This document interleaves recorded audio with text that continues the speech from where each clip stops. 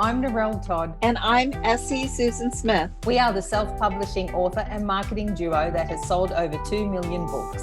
But we didn't start out knowing how to sell books. Fast forward past many failed promotions and a lot of lessons learned, you will see how we went from self-publishing newbies to hitting the New York Times bestsellers list and making the USA Today bestsellers list 19 times and counting. We created the Get My Book Out There podcast to give you simple yet effective marketing strategies to increase readership and book sales so you know what to do, when to do it, and how to do it, as well as some tips for staying mentally and physically well. Let's get started.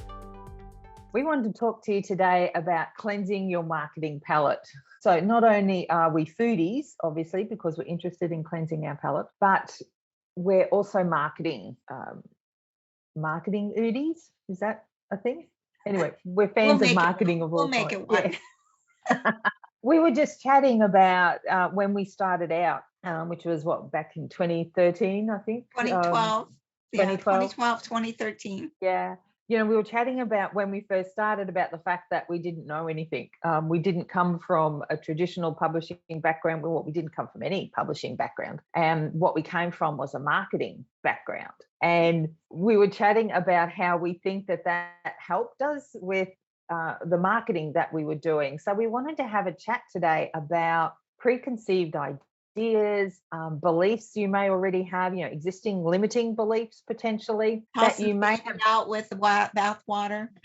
Exactly. Yes. So it's really about how do we release the stuff that we may unknowingly or consciously or unconsciously have brought with us into our self-published business. One of those things that we just wanted to have a look at was releasing traditional marketing hang-ups. So, Susan, for many people, potentially when you start out with book marketing, you read books, but they're usually ones that have been written by traditional published people, or we look at the bigger names who are usually traditionally published, and we model, marketing and our business on these traditionally published things. But what that does is also set us up to think as a traditional when that's not, we are self-published authors. How did you find that, when you were first starting out? Well, it's funny that it never even really dawned on me to think and go find books by traditional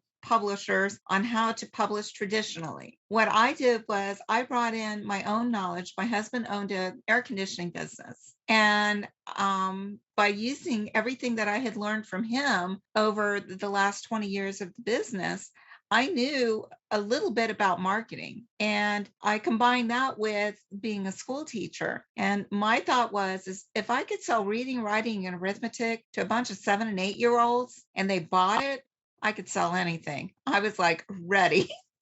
And that was one of the skills that I brought in. I looked at major marketing brands. I didn't look at book marketing specifically. I looked at the whole genre of marketing. I looked at, big names like Disney and Coca-Cola and Nike and, Walmart and Target. And I looked at what they were doing and compared it to what I had known from us running a business and what I'd learned in the classroom about, using art and aesthetics and, how to reach people. And I just combined all of that into my marketing and games. And what? Games. Yeah, using games.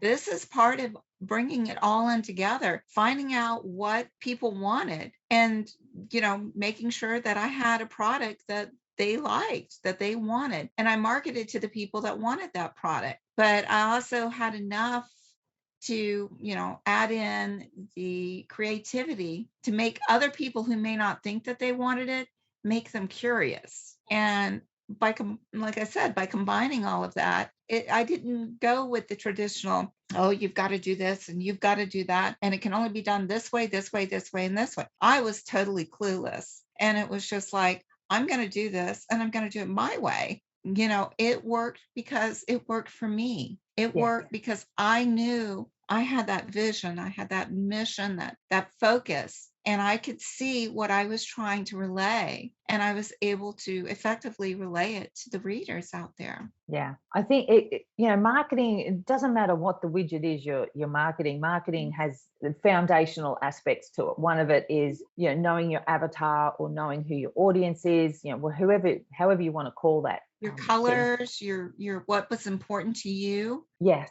yeah, so that you can relate it.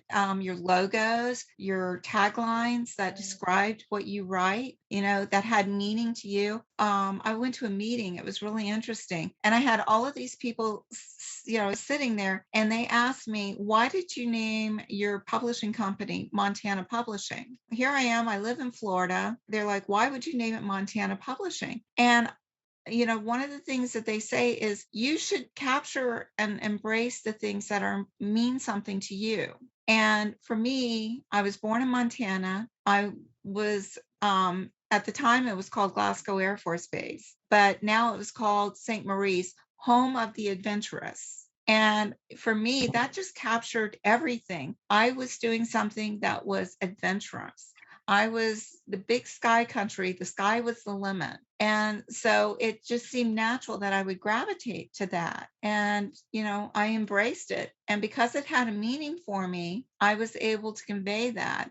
And I knew where I was going. Whereas if I'm reading somebody else's, you've got to do this, this, this, and this, they know what they're talking about because it worked for them. I can't totally relate to what they're saying. I could take bits and pieces and apply it. But if I just follow nothing but what they're talking about, it may work for them, but it doesn't necessarily mean it's going to work for me. yeah. So now's a really good time for for everyone just to I think stop and just look at what have you brought with you from the past before publishing in a traditional way.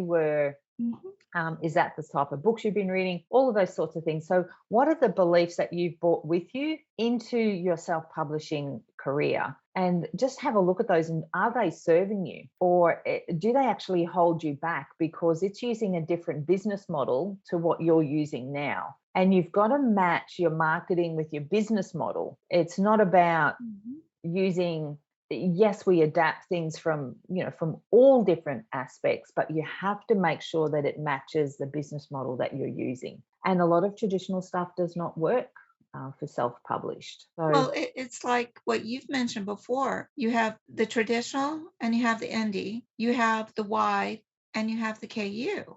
Right there, those are 4 different business models. So they require 4 different methods of marketing. And you have really nailed it on the head when you bring that up and you see people trying to be, KU but market wide, or wide and try to market based on a KU, or again, being traditional and trying to market indie and not understanding why they're not being successful. yeah, I think to me, self-published and being wide in particular with self-published is very much about you being innovative and just kind of like going and finding marketing tactics that are outside the book marketing world, because I think that's where the real gold is. How can you take some of the great ideas from other industries and apply them to you? And I think, you've done that beautifully with things like all the games that you've bought in, the artwork, the other merchandise. So it's in some ways very reminiscent of, say, Disney, where they potentially make more money from the merchandise than they do, say, from a film itself.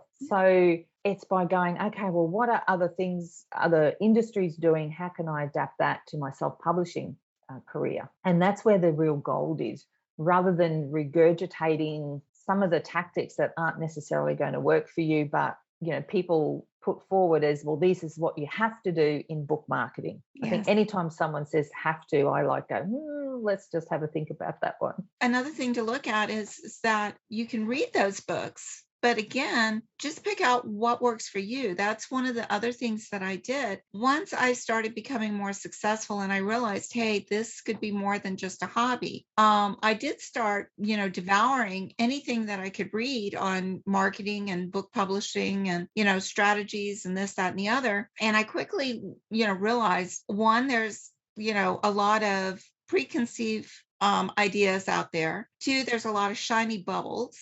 So you can say, oh, oh, let me go chase this one, or let me go chase that one. And then the third thing was, there was a lot out there that I just wasn't interested in. It did nothing for me. So what I did was I took what they had and I would highlight and pick out the things that worked for me, that resonated with me, that I knew that I could follow through with.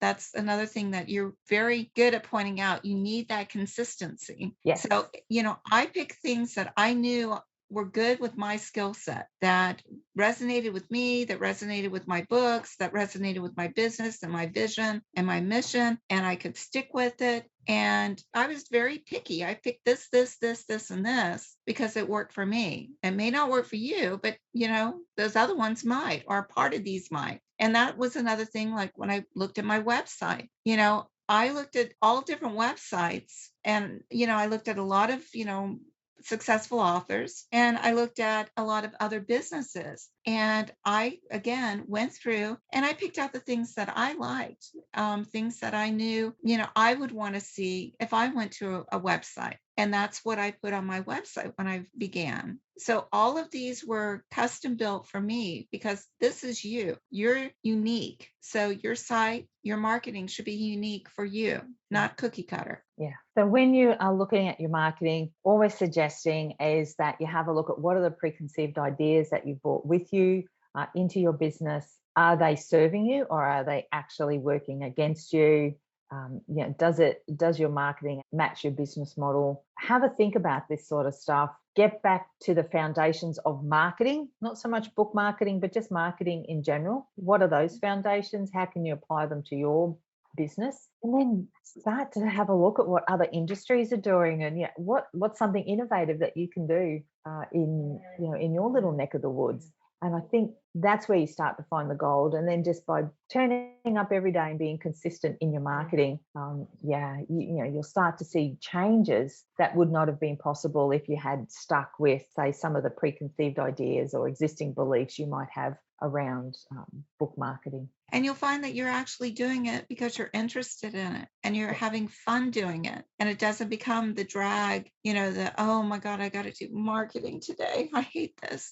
It's like, oh my God, I just did this. I want to see how it goes. Or I've got this new idea and it fits perfectly into this little niche that I've been wanting to know. How can I put this puzzle piece in there and make this shine a little bit better for me? But, have fun with it. Test it. That's one thing you do have to do still. Test it usually for about 3 months. See how it's going to go. Tweak a little bit if you need to, but do it and have fun with it. If you're having fun, to me, that's also going to come through in your marketing. Absolutely. Oh my gosh. You can tell when people are hating their marketing. You just go, change it all up and just go out there, be you, and have fun with it. And I think that kind of energy also comes through. And who doesn't love to be attracted to that kind of energy? So it would make sense that readers would be. So we hope that these tips have been helpful. We just wanted to have just a bit of a look at what is possible when you kind of step away from what you think is right or you think you should be doing. Whenever you hear the words should or could or would, you tend to go, okay, there's something here that I probably need to have a bit of a look at. So have a look at your book marketing. Leave all the baggage on the trolley. I like that Carry one. on. That's a good one. Rightio. Thanks, everyone. Bye. Bye, everyone. Hey, thanks for joining us today. We've got way more information we want to share with you to increase your book sales. So please come and join me at facebook.com. Get my book out there.